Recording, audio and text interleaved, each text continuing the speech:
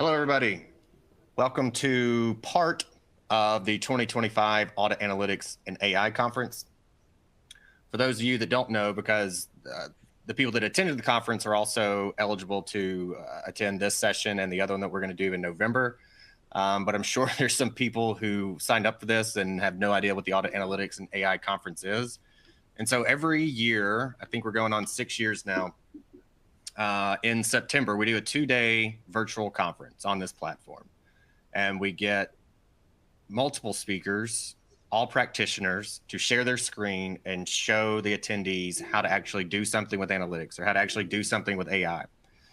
The problem that we've had is we used to do it from 8 in the morning until 5 in the evening. And based on your time zone, usually there was someone who was not happy about either having to stay late until 6 or 7 o'clock or have to get up super early. So what we started doing this year is we have our conference from 9 to 4 on a Wednesday and a Thursday. And then we had these kind of bonus sessions that we're allowing folks that did and did not attend the conference. So that's why right now you're seeing the Audit Analytics and AI Conference, although it was about 2 or 3 weeks ago. With that said, this session is brought to you by Supervisor. They've been a big supporter of the Analytics and AI Conference for the past couple of years. And so it's because of them that we're able to have this session today. I want to point out a few things in the tool that you're looking at. If you're new to it, it can be a little overwhelming. You should see all the FAQs kind of in the middle, just below where the screen is. That should have the answer to pretty much any question you have. Largely though, somebody's probably going to have an audio issue. Somebody's probably going to have a video issue. If you refresh the browser, you don't lose the time counting forward to your CPEs, and it usually fixes the problem. So give that a try before trying anything else. You can submit questions to Mike, Orion, myself throughout the session. So you should see that on the left-hand side of your screen. We also highly encourage people to use the chat. That should be in the bottom kind of right-hand section of your screen. Usually, especially during the conference, this is where the best information comes from, is in the chat, because there's a couple hundred people here now. And so when one person asks a question, then having a couple hundred people that could also take a look at it, kind of give their thoughts, their perspective, is really, honestly, about the best part when we do the full 2-day conference. CPEs, if you look in the top left-hand corner, you should see a clock counting down or counting up. When you get to the 50-minute mark, you should be able to automatically download your CPE. That little button should turn green. You should be able to download those after 50 minutes. You should also get an email with a link to it, but that doesn't always happen, so we certainly understand. Feel free to email us if you do not get your CPEs. On the bottom left-hand corner is the resource schedule or resource center. There's additional resources in there. The PDF is fantastic. Also, you can sign up directly for a demo with Supervisor if you look there. All right. Now, in the top right-hand corner, I'm going to highlight this tool. You should see it now, hopefully. If not, that's where Mike and I are going to be.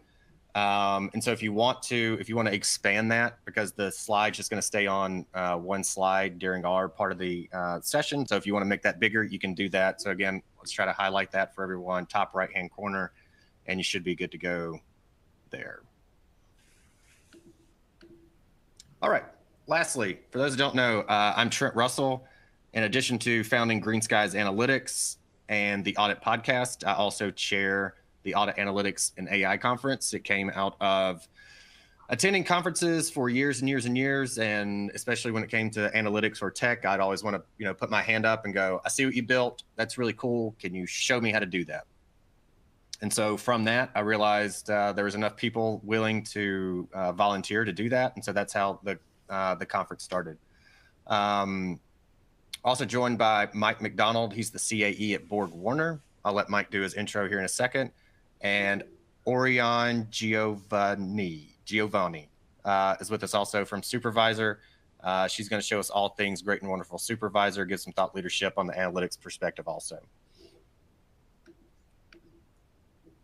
All right, so like I said, we're going to kick this off with Mike and myself, and we're just going to have a CAE conversation. I'm not going to steal Mike's entire intro, but I think we've known each other going on 3 years now. And so I've seen Mike go from what we can call as a director of the audit team to then taking over as the CAE here in the past year. And I've gotten to know him in both roles and seen how he's been able to handle things. And so we wanted to bring that information to you all. So we don't do a ton of CAE content relative to the Audit Analytics and AI conference, but certainly on the podcast, that is the goal, is to empower CAEs and listen to other CAEs and lessons learned from them. So we're also going to take this session and we're going to turn it into a podcast that we'll put on the Audit Podcast Network. Then Orion's going to give us a demo of Supervisor, and then what time we have left, we can do Q&A. So like I said, throw your Q&A. You can put it in the attendee chat if you want to, or you can put it in the actual Q&A session. With that said, Mike, I'm going to throw it to you if you want to do an intro, and then we can get this thing kicked off. Yeah, I'll keep it brief. Well, that's quite an intro as well anyway, Trent, so I appreciate the piece of the introduction there. But then maybe just a quick overview of who I am. So I'm the Chief Audit Executive at BorgWarner. As Trent mentioned, I've worked with him a lot on analytics strategy that we certainly incorporated into BorgWarner, effectively really starting this year, and I'll talk about the supervisor module as well. But really just, I guess, starting with my career, I started at Ernst & Young. I was in the risk advisory practice.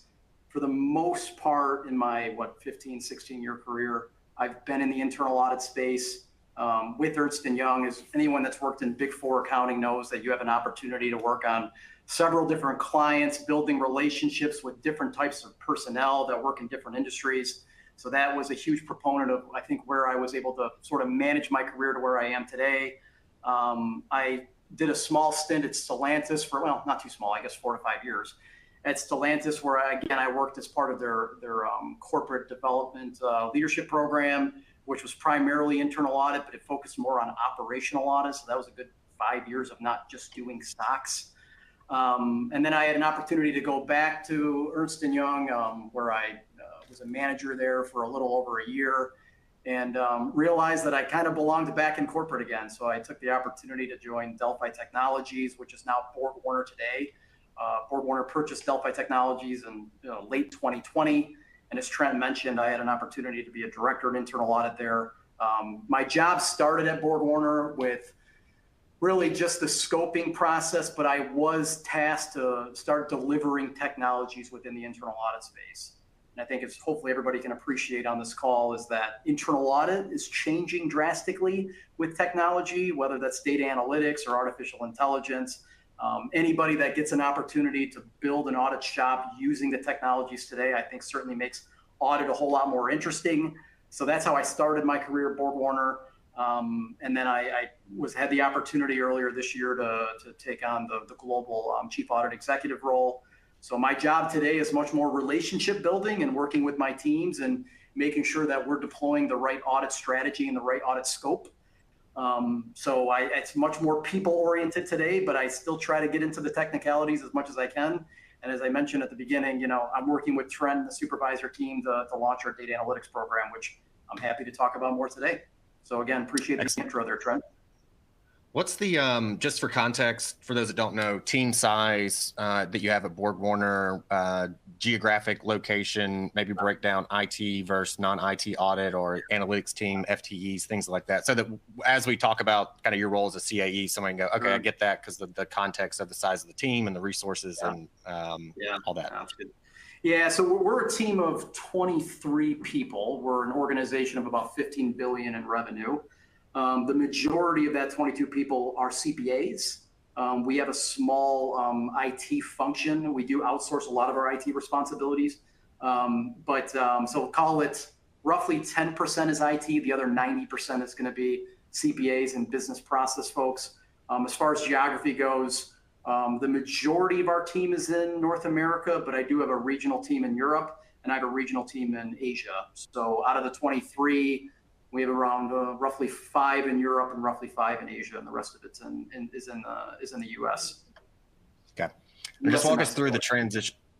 Walk us through the transition to being the CAE, where there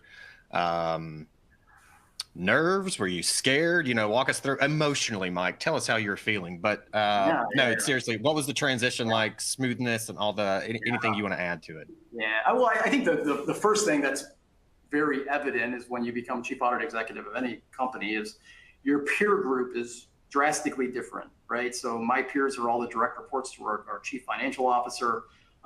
So it's much more, as I mentioned, it's much more relationship building, making sure that we're setting the mandate the way it should be set according to our audit charter, which is scoping the right locations, the right processes, leveraging technology to identify risk within the company, right? I mean, as you guys know, in internal audit, we don't necessarily make decisions, but we are risk seekers, and we present that risk to our customer, and then ultimately my job is to present it to the audit committee.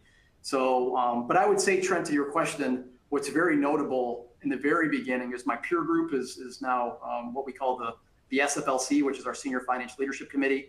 And then, I'm tasked with presenting to the audit committee on a quarterly basis. And, they want to make sure that they have transparency into what's going on in internal audit, what's going on into the business. So my job is to make sure that, we are putting the right protocols in place to reduce risk as much as possible. And then if a new CAE, and we talk about this a lot on the podcast, but if a new CAE came to you, or an aspiring CAE who's looking to become a CAE, if they came to you and said, starting playbook, maybe like what the first 100 days look like, what kind of things would you share with them? Yeah, that's a good question. I think if you are going to take on this role, you really have to understand the needs of the business. Right. And it's not, developing your audit plan with your audit team and only your audit team. Right. I mean, that's, I think, one of the mistakes that any internal audit shop can make is that they're doing the entire scoping assessment themselves. They think they know the business. The reality is internal audit knows a little about a lot, but that's really to the extent of it. Right. Because we touch into so many different functions and processes, but we're certainly not subject matter experts in anything.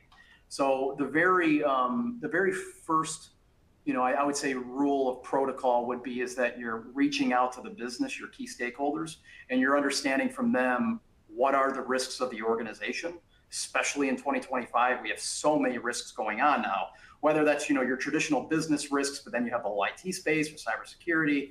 And then, we're transitioning into artificial intelligence. So how can internal audit, A, support AI within the organization?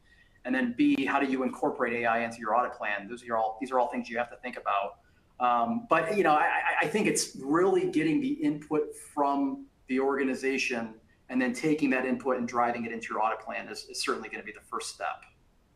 Okay. What about, like, I'm talking day one, if I'm going to be a CAE tomorrow, and I was like, hey, Mike, like day one, assuming, my email works, you don't have access to systems, which usually doesn't happen. But let's just say I do. So all that stuff aside, in all seriousness, day one, what advice would you give? Like, I would go do X. Day one is I would walk through with your key stakeholders what your goals and objectives are, and to make sure that those goals and objectives align with the business, right? You are only successful, not even at the CAE level, but really anywhere within the internal audit space. You are only successful if you're identifying the risks within the organization, and you're either developing the right, or identifying, I should say, the right controls and processes to mitigate those risks, but you're working with the business. I think, maybe to add to that a little bit, Trent, is what the mistakes that an internal audit department can make is that they try to become more the police of the organization, the compliance of the organization, but they're not the risk advisory function. And I think what you'll hear from audit committees and you'll hear from the business in 2025 especially is that internal audit needs to morph into an advisory function. You have to be still independent and objective, particularly when you're doing Sarbanes-Oxley work for those that are working for public companies in the United States. But you also need to be an advisor. And if you're seen as only the police of the organization, you're not going to get the input from your management teams because they're going to feel audited as opposed to feeling supported. So I think, Trent, there's a lot of different ways to do it, but the business has to feel supported from you on day one, and then you'll be successful as an audit group. Excellent. There's a question in the Q&A that it ties very closely to what you're just talking about, so I'll throw this at you. Holly's asking, what is the department's charge? SOX, other reg compliance, cost savings, etc. What is the department's charge? Yeah, so I mean, I guess we're talking the total amount of, I guess, like the composition or the percentage of the types of audits we do. Is that how I'm interpreting that question? I think maybe more like, what's your mission? What do you feel like internal audit's mission is there? Yeah. Well, I mean, the mission is to do as much advisory work as you possibly can. I mean, that being, we have a house document within our group where the very top of that house is you're an advisor to the organization. So I honestly, I really can't emphasize that more. Today, the audit plan is around, let's call it 60% compliance, 40% advisory operational work. I would say over the next 2 to 3 years, I want to flip that. And with that is, making sure that you're identifying how do you become more efficient in the compliance work so that you can spend more time on more of those, let's just call them value-added activities. Okay. Yeah, I think that's a good segue into the other thing I wanted to talk about, because everyone has a limited amount of resources, time, people. So how are you able to focus on what matters, considering, I mean, nobody has all the resources they need. Yeah. But it's a hard question to answer, but the best way to really think about it is it all comes down to the risk assessment in your audit plan, right? So focusing on what matters is making sure that when you're planning your audit plan for the following year, you're addressing the needs of the business, right? So we know that, again, I'll go to the Sarbanes-Oxley coming from a U.S. publicly traded company. We know that we have to do that, right? And we have to achieve certain percentages of coverage in order to be comfortable with our opinion in the 10K that we file. So that's kind of pushed to the side. But how do we make sure that we run an appropriate risk assessment so that we are prioritizing what we should be prioritizing? And then with that, Trent, to your kind of the second part of your question is on the resource side, is how do we adequately staff that? We don't have resources to do everything, so there's a balance between managing your budget that you're given, and to the degree that I need to outsource some of that work, we certainly do that.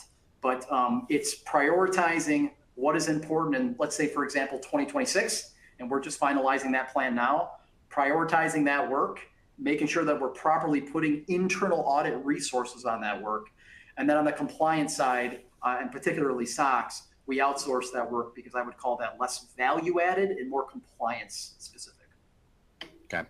There's a couple of questions about this in the Q&A also, and it's one that we had planned on talking about. KPIs, I think, are maybe one of the most common questions we get. What kind of KPIs are you looking at? How often? So just, I don't know, whatever your 100-foot view of KPIs are, and if there's any, certainly if there's any with any specificity you could speak to, that'd be great too, but understand. Yeah. So if I'm going to really get into the nitty-gritty detail here, KPIs internally, we have what are called milestone dashboards, which is totally digitized in Audit Board, which is our audit software of choice. So how I measure team progress, at least from an efficiency standpoint, is our audit plan is, you send out your request list 30 days in advance. You have essentially 30 days of field work and you have 30 days of wrap up. So call it 90 days on every single engagement that you do. So from an efficiency standpoint, all of that is tracked in Audit Board, right? We send out data requests in Audit Board. That's digitized into a Power BI dashboard. We have our field work, which clocks within Audit Board. And once field work is essentially done, which is through a closing meeting with the business, that gets put into Audit Board through a milestone. And then most importantly, I would argue by far, is are we getting audit reports out on time with quality, with strong recommendations and strong management action plans? So internally, as far as efficiencies go, I look at that weekly, right? So on a weekly basis, I'm logging into Audit Board, I'm logging into my Power BI dashboards, I'm seeing where we're falling behind, and I'm having those conversations with our senior managers and our audit director to make sure that we get back on par.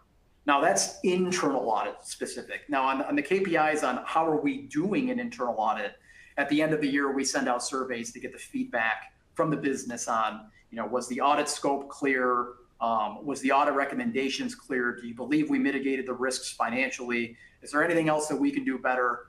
We take that feedback and we're constantly revising the way we do things in the following year based on the feedback from the business. So I can't emphasize enough, Trent, to your question on, how are you successful as a chief audit executive? You have to get feedback from your peers and your customer to be successful. Do not take it out on your own. Don't take that task on your own, because you're really not going to be successful unless you get other people's opinions. Yeah, and it's no different than I've always said. Internal audits, just like this mini consulting, firm within an organization, and it's no different than a consulting firm or any other organization. Like if you don't know what your clients want or your customers want and need, and you're not giving that to them, it's probably not going to be super successful. 100% agree. Yeah, exactly. I know you've mentioned technology a ton and your use of it, and that's really, I think you've always kind of been the driver, or at least as far as I've always known, you've been the driver of doing things like full population testing, adopting AI safely, pushing for analytics. So like looking back your career, what did you learn about like leveraging full population testing to find issues, drive impact, find insights? It's a very interesting question, because as I've sort of matured in the space, full population testing is kind of a given now with the tools that we have. But it's not even so much about full populations as sort of the end of the finish line. It's the right populations, right? And I really can't emphasize that enough. And that's really where data analytics comes into play, right? And I would say Supervisor, the software that we launched this year, really helped us get to that finish line of auditing the right populations. Because you bring in, depending on the test, of course, you could have thousands of line items of populations, but how do you understand the risk in your ERP environment, for example, to pick the right data to test the right information? So I would say you have a successful analytics program if your analytics are demonstrating the populations within the full population that you should be putting a little bit more attention to. So, I think, Trent, you kind of hit the nail on the head on, you got to do full populations, no doubt in my mind. But the next step is, it's not really that. It's auditing the right populations, which are the areas that you see the most risk in. And that's where, from my perspective, working with Supervisor, they were extremely helpful in that, and extremely alert and on par and attentive to the details on what we did and what we needed to do in our environment. We come from a very decentralized business, so our ERPs are a little bit different across the board. So we work directly with Supervisor on, this is our SAP instance, but really we need to redefine our algorithms or our calculations to bring in the right populations, because that's where we should be spending our time. So long-winded answer to your question, but I think it's the right populations more now than it is full populations. Okay. And if there's not much more to add based on this, I see there's a question in the chat that I want to throw at you. That's fine. I think you basically just covered it. We can move on. But Jim in the audience said that he just implemented Supervisor. Would love to hear more about your experience. Yeah. The experience has been phenomenal with them.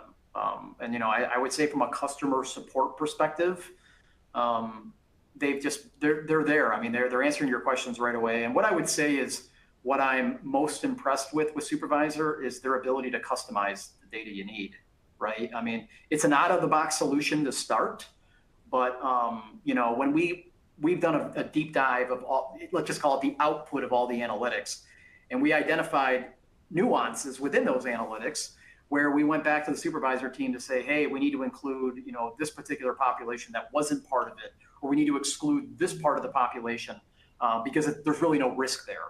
So I would say what I'm most impressed with Supervisor is their speed to delivery, and their attention to detail is better than the competition, which is why we use them. Excellent. Okay. And this, I don't know, Mike, you're like the perfect segue person I've ever worked with. Like every single time, like perfect segue into the next question. But you have resources on your side that can develop custom analytics. So whether you're using Alteryx, Python, any of the kind of common tools that we've all likely heard of. And so you do have some folks that can do that. So how do you prioritize when you're going to build something in-house versus use an external tool? Yeah, I mean, it's a really good question. You need to understand your analytics and your business enough to be able to distinguish between those two. So as an example, there are well, let's just use this example. There are a lot of nuances to manual pricing changes, right? You can have pricing changes that are done as part of pricing master file, but there's also changes that are done outside of pricing master. For example, at a sales order level, where analytics out of the box usually don't cover that. So the first step is figuring out what do you want your analytics strategy to be. And then I'm now a big proponent of outsourcing my analytics. I'll be completely honest with you with what we've learned with Supervisor. But Supervisor will have the limitations that are so customized and unique to the business that it makes more sense to develop those in-house. And that example of changes that transpire at a sales order level, we said there's a lot of different conditions on how that happens.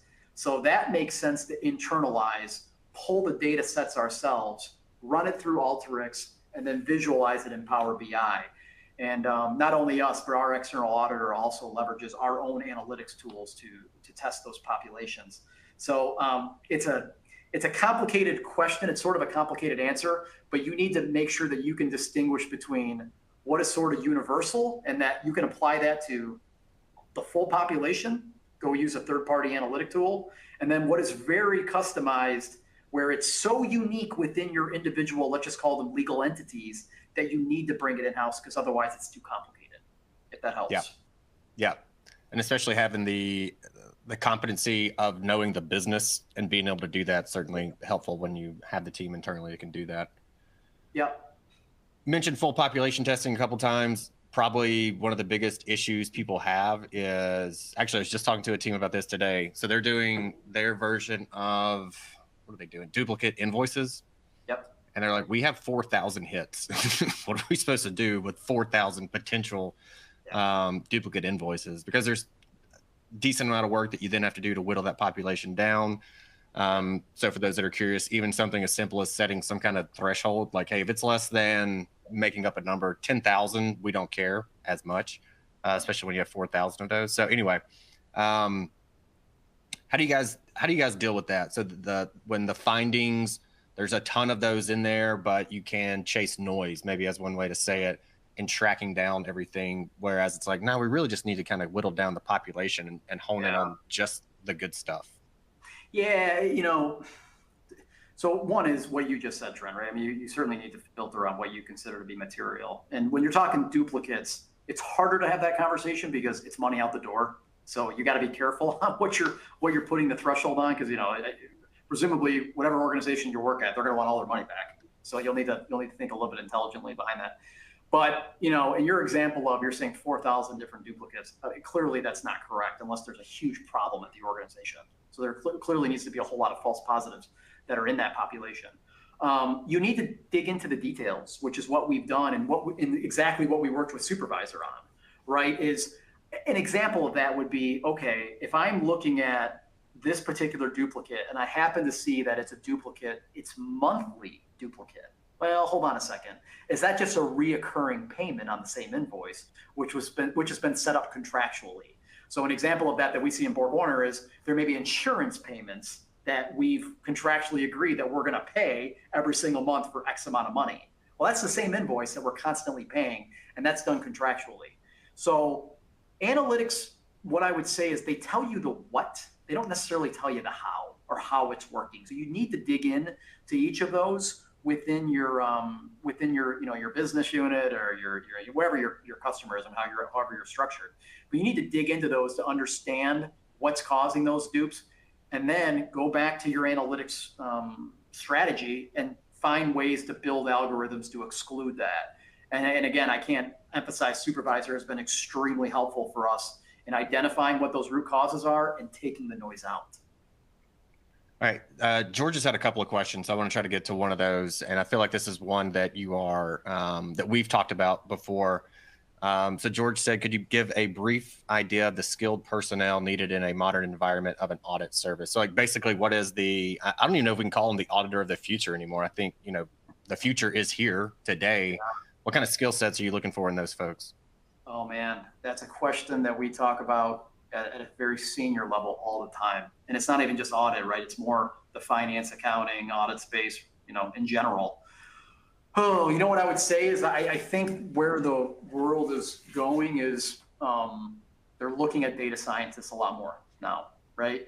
Data scientists with a business acumen are going to be a dual threat, and they're going to be a very hot commodity in hiring, is having that background. Because, that, as you guys all know on the call, I mean, data is becoming the most valuable commodity we have. So those that understand data, how to manipulate data, interpret, analyze, et cetera, and then you happen to have an accounting or finance background to boot, that's going to be probably the best suited person to come into our environment in the future. Data scientists for sure. Yeah, it used to be when I graduated, like I got a tech degree, but it was out of the business school, and it was, business meets technology, and you're good to go. And I guess, I mean, that's true. It's still true, but yeah, definitely. I think you could add in, if you added in another part of the Venn diagram, another circle, it would be data these days. So absolutely. And those with accounting and finance backgrounds, I mean, don't be scared. You can still learn data. You can still learn technology, and you can be a dual threat coming in on that side instead. Because, AI is obviously taking off, but you're still going to need accountants. You're still going to need finance personnel. So those are still great degrees. But what I would be focusing on is data interpretation. All right, we made it almost 30 minutes, and we haven't had an AI question. So let's close with that, and then we'll hand it over to Orion. How are you guys using AI? How's it actually helped your team? Yeah, right now, I mean, we're not nearly where I want to be. So everyone within the internal audit space has the Microsoft Copilot 365, which we're certainly using within the audit space, right? Asking the right questions, uploading files, asking Copilot to interpret, let's call it contracts, for example. We have an homegrown SDI application that was built by our IT team, and that application really is, you can upload files into it, and then it's got a chat bot on it where you can ask questions on the files. You can even ask the chat bot to put like your testing procedures into columns in an Excel spreadsheet, and then the output of those questions can go right into the appropriate cells, so you can be efficient from a testing workbook perspective. But at a kind of a high level, Trent, we're using M365 and some homegrown chat bots as of today. And then Supervisor is going to be releasing, or they're continuing to release, some AI on top of their analytics that is going to certainly support us in the future. Okay. All right, Mike, we're going to give you a break. All right. You can drop off camera. We'll come back to you. So keep the questions coming. There are a lot in the Q&A, and I see some in the chat also. So we're going to get those kind of organized, and so we can get to those towards the end. But in the meantime, while we're doing that, Orion, I'm going to pass it to you. I'm going to kick over your slide. Perfect. There you go. Thank you, Trent. So hi, everyone. Over the next 10 minutes, I'll walk you through a few slides to present to you how Supervisor works, and then I'll give you a quick tour of the platform. So yeah, let's start with a slide. So Supervisor, what it is, it's an audit analytics software that has more than 300 preset controls or routines that are directly applicable to your data to detect risks.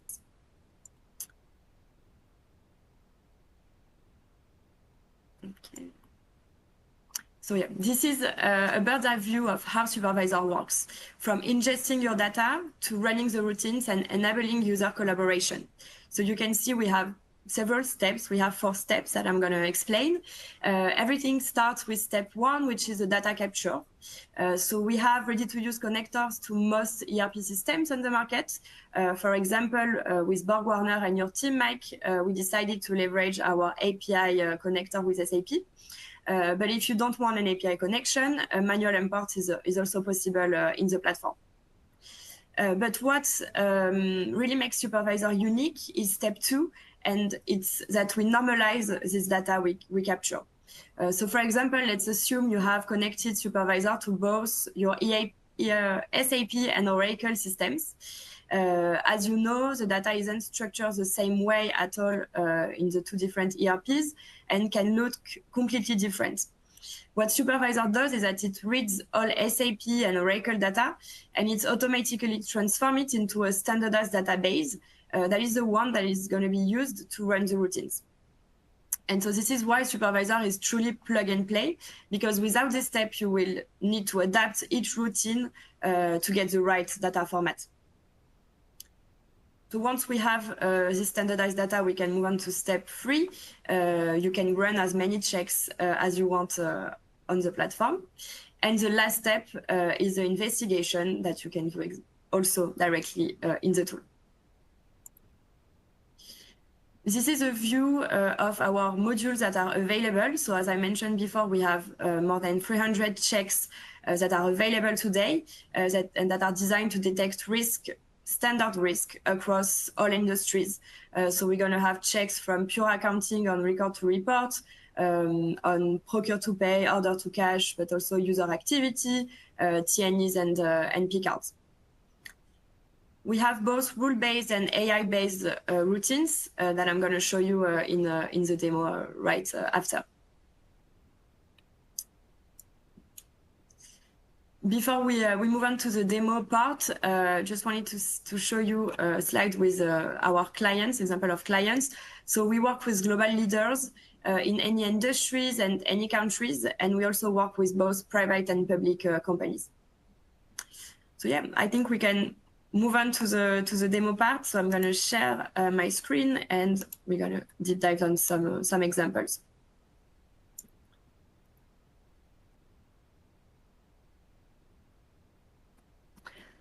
Okay, so let's start with our dashboard capacities. So our platform integrates with Power BI, which allows your users to directly visualize data and findings. This means you can instantly see where your highest risks are, for example. Routines themselves. So this is a global view. That's where you can get a comprehensive view of all of the routines that were run into Supervisor. And you're going to see a couple elements on the screen that I'm gonna explain. So first, you have the conclusion on the left part of my screen. In Supervisor, a control can either be OK, which means that we have no findings, like this one, for example. Then we have information conclusions that are more statistics or insights about the data, but that are not proper anomalies. And so this is the last conclusion, the anomaly conclusion. Then you're going to have the control name. When you hover a control, you have a short description on how it works, what is the data that is used to run the routine. Then you have the tag or module, which ties with the slide I just showed you before. So here, for example, I'm filtered on procure to pay and purchase entries. Then you're going to have the number of findings and the amount. So each check can trigger multiple findings. And the last two columns are more dedicated to collaboration. So you'll be able to, for example, to enable collaboration between internal audit and finance when relevant. And when the users start their investigation, the supervision status over here will update automatically, which allows you to see where you're at in your investigation when you log in. So now we're going to deep dive on on a couple examples. I'm going to start with one control regarding duplicate purchases and payments that we mentioned briefly during the discussion as well. So for all of our checks, it's going to be the same principle. You can double click on the check. You're going to have the list of findings. And then when you click on a finding, you will have below the source data that is coming here from the GL entries. So here, this control is looking for potential duplicates based on several criteria.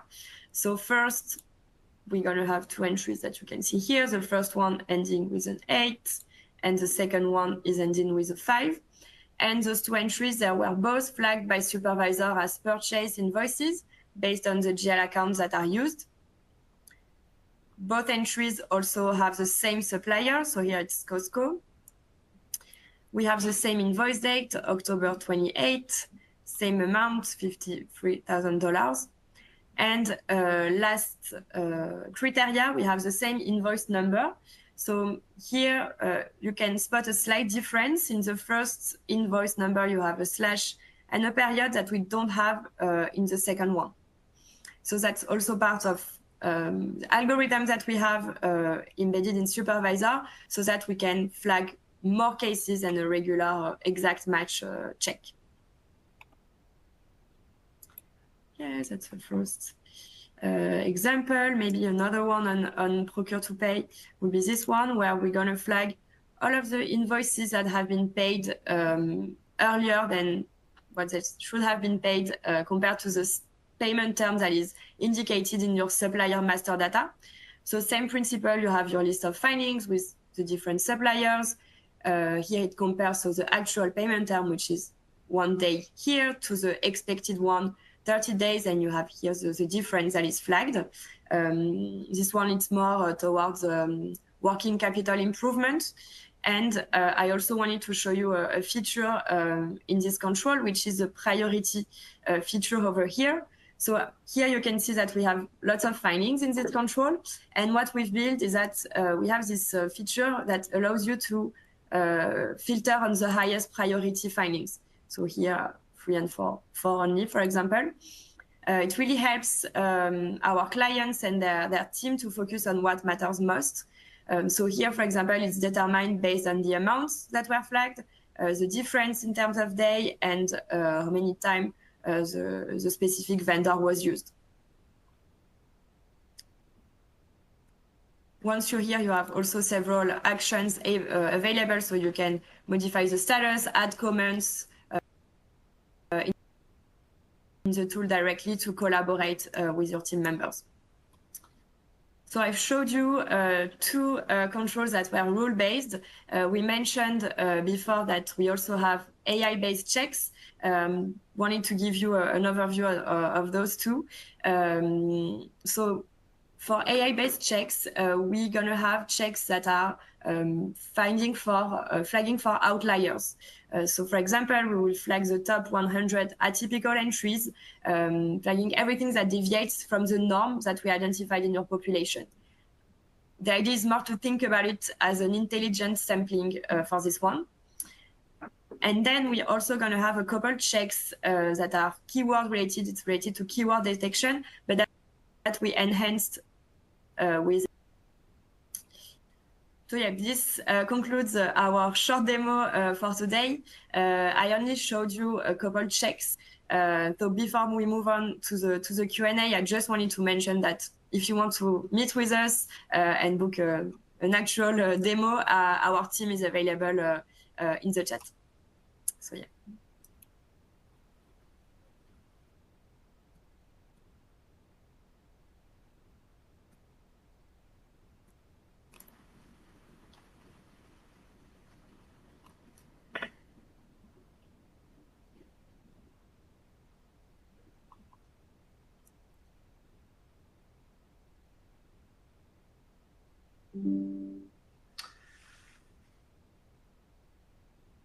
Ariane, can you hear Trent? Because I can't hear. I thought it was on my side, but no, I cannot hear Trent anymore. It's me. You're good. Okay. I just wanted you to speak to the timeline for, like, I know when I first heard how quickly you could get up and started on supervisor, I thought that does not seem very realistic. But I know in working with you guys and working with Mike at BorgWarner and some others that is. So I'll throw it to you, Orion. Typical kind of timeline to get something like this set up for one of your clients. Yeah, for first analysis, it can be very quick. As soon as we have the data, everything is plug and play. All of the checks are preset. So we can have a first analysis running in a couple of days. I think that's what we did, Mike, to start with together. And then in the BorgWarner case, we also set up a connector, direct API connector with SAP. So this can take up to a couple weeks, depending on IT availability, different tests we need to run. But it's counting in weeks for the setup of the connector. Okay. All right. If there's any other supervisor questions, if you guys want to put those in the chat, we can bring Orion back if we need to. I had a question though, Mike, that I wrote down. I wasn't sure if we're going to have time for it or not. And so you mentioned the surveys, and in trying to do these types of like Q&A sessions with folks like yourself, I always try to get something that like people can walk away with and go, yes, I can go do that, today or tomorrow or something like that.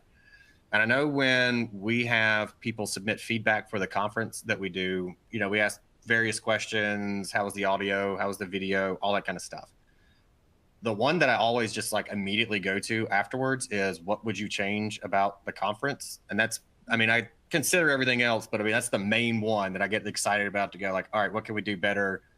next time. So that's usually where my eyes tend to go. Is there a question that you feel like maybe for those that maybe don't use those surveys or they don't use them consistently, a question or two that you feel like these would be the ones that you should really consider getting out there? Yeah, it's good. I mean, you know, the question we ask, so, you know, to take a step back, the survey has a series of multiple choice, right? You can select so that we can essentially analyze it and figure out where we need to improve. But I think if you ask the open-ended question around what can audit do differently, you'll get different answers clearly from, you know, senior level folks as opposed to, you know, more of the control owners, if you will, within the processes. But if you keep that open-ended, some of the comments, Trent, that we get back are, you know, we know you're using an analytics tool, and let's talk duplicate payments because that's the one you brought up earlier. Can we use it? Is that a possibility for us to get our hands on it? I think when you start getting sort of ahead of the curve in technology, the questions you're going to get back from the business are, that's great that you guys are doing it, but how can we take it from you? Which we're always happy to do, right? But to directly answer your question, I think you want to keep it open-ended because you're going to get so many different responses from people that, you know, some are actionable, some are just more like FYI. But a big takeaway is, you know, you went through a 3-month engagement. What can we do differently? And that can be, hey, I wasn't really clear on the scope, or, you know, the findings were communicated on time, or I really don't understand the recommendations, or the timeline to remediate is not feasible going forward.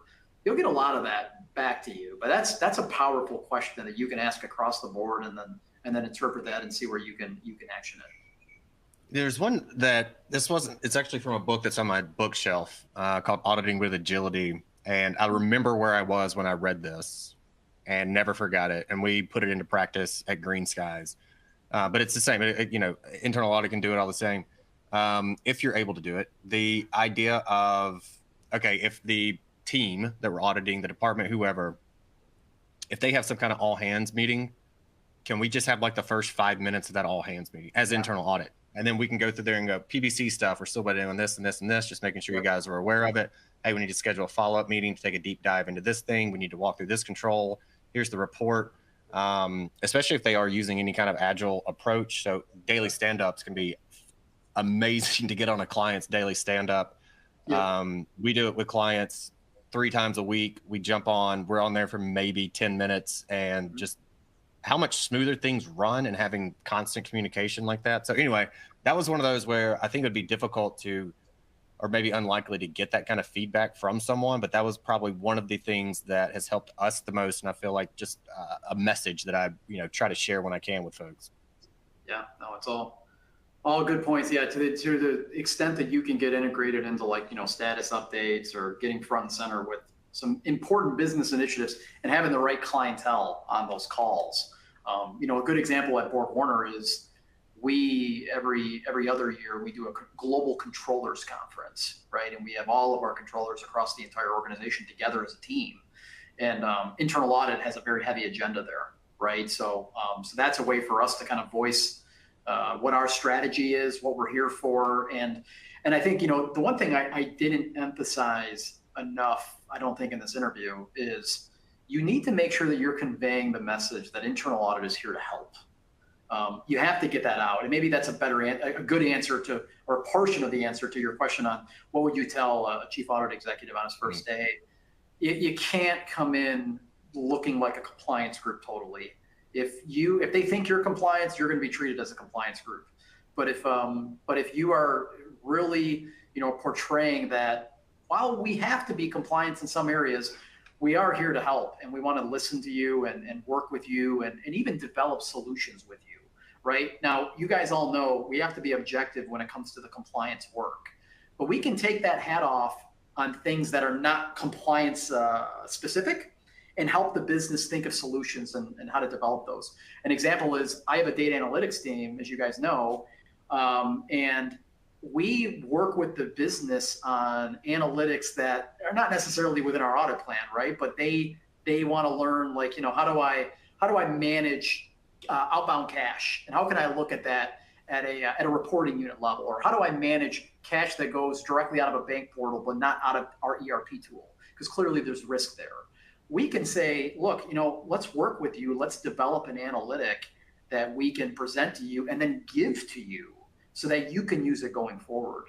So I really can't emphasize that enough. You have to be able to articulate to the business that you're here to help on top of being a compliance group. I know we're going to get it because we always do. Any independence issues when handing something over to management like that? How do you guys deal with that? Well, no, I mean, at the end of the day, you need to make sure that you have the right structure in place, right? Where, like, let's use that analytics example.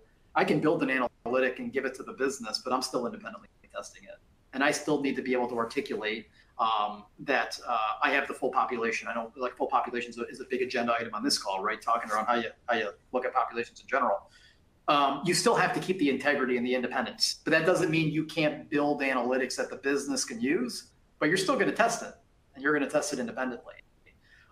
So, we're not making decisions. I think is really important to understand. If we're making decisions, then we're no longer independent. But creating analytics to visualize risk, there's no reason why internal audit can't do that. Okay. It's one of the most common questions we get. Well, if we build this, how do we hand it over if they want it? There's going to be independence issues. And some people just seemingly use that as a reason not to do full population testing.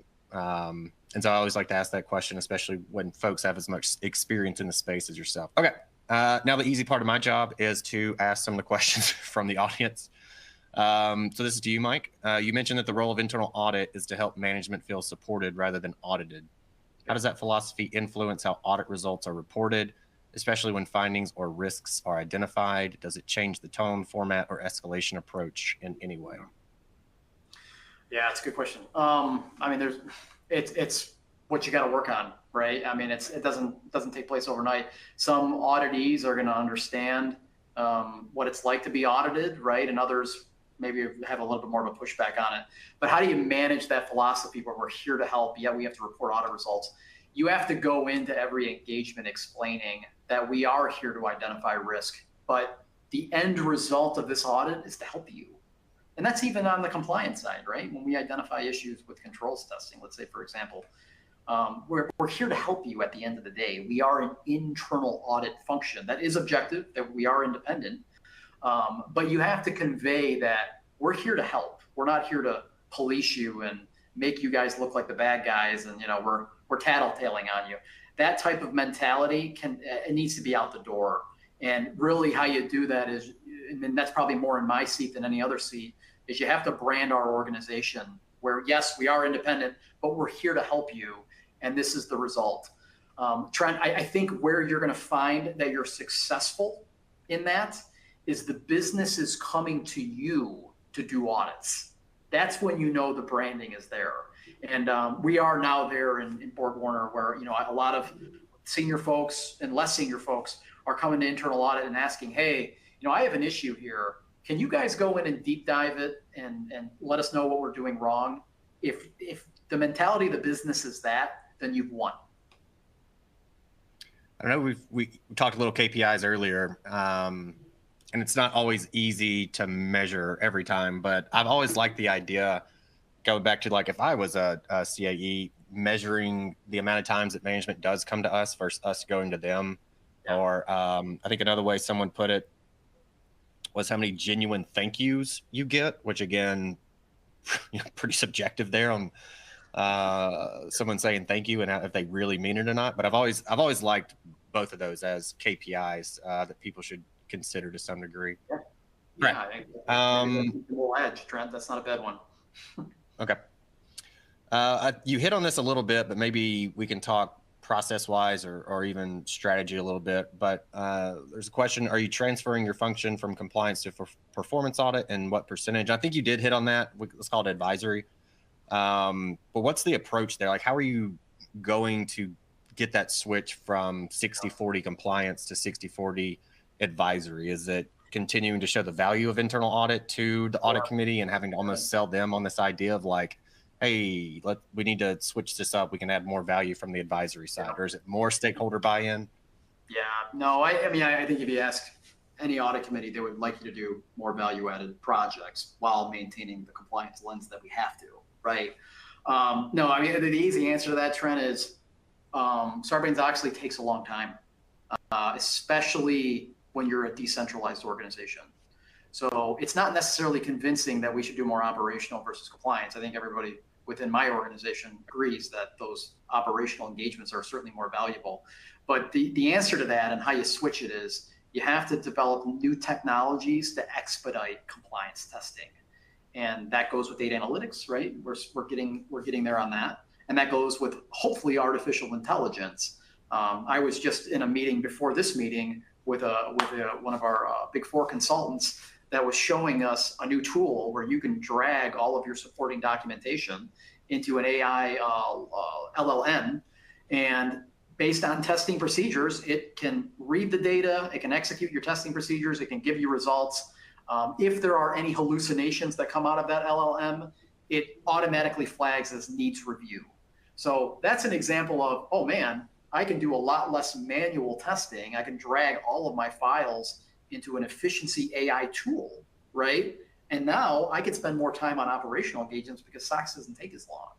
But we're not there yet with technology, but hopefully we will be soon. Nice. Okay, there's a specific supervisor question from someone in the audience. So Orion, if you want to jump on this, or Mike, you can take it based on your experience. How well does supervisor work with more legacy systems? Mm. Go ahead, Orion. Yeah, so I mentioned SAP earlier because that's the ERP BorgWarner is using with Supervisor, but Supervisor is actually ERP agnostic, so we can work with any system. We just need data, GL entries data mostly. Typically, we won't set up an API connection with a legacy system, but we can work with flat files, import, like TXT, CSV files, and it works the same way as it works with SAP, for example. All right, I think we have time for maybe one more.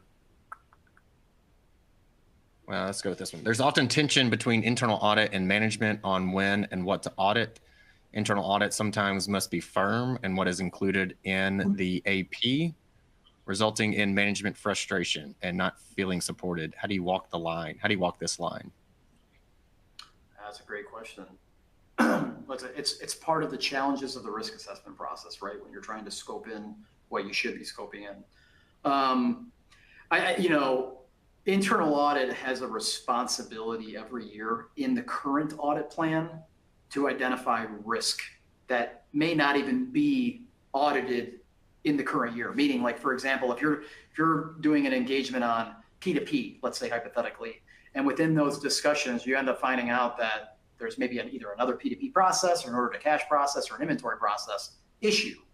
You know it's an issue, so independently, you need to bring that into scope, whether it's in the current year if you're flexible or it's in the following year.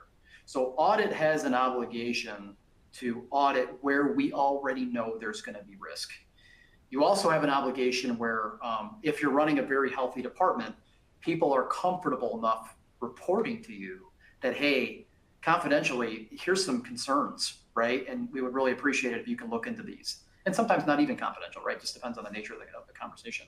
So there's a very big bucket of understanding where internal audit, irrespective of what the business says, you have an obligation to your team and your audit committee to audit those. So that's number one. Number two is you have to look at what are more advisory in nature, meaning you're not necessarily sure if there's going to be an outcome that's drastic, right? Or there's going to be a lot of risk in that outcome. But the business has asked you in your risk assessment process that this could be a risk and you should go in and audit it. So I think you have to distinguish between what you learned independently, and you have to scope that in, and then what is sort of a secondary priority, and then you got to scope that in based on your resources. I think that's how you delineate the two. I think you nailed it. All right, I think that's a good one to close on also. Fantastic job. Thank you, everybody, for the questions. Mike, Orion, thank you for the expert advice and answers that you gave everyone. With that said, we are right at time. So last thing, if you should see in the top left-hand corner, if you stayed on for 50 minutes, you can download your CPE certificate. If not, it should be emailed to you. If not, shoot us an email, let us know, and we'll be sure to get that to you. All right, everybody. With that said, thank you all very much. Thanks, Trent. Thanks, Orion. Thank you. Bye.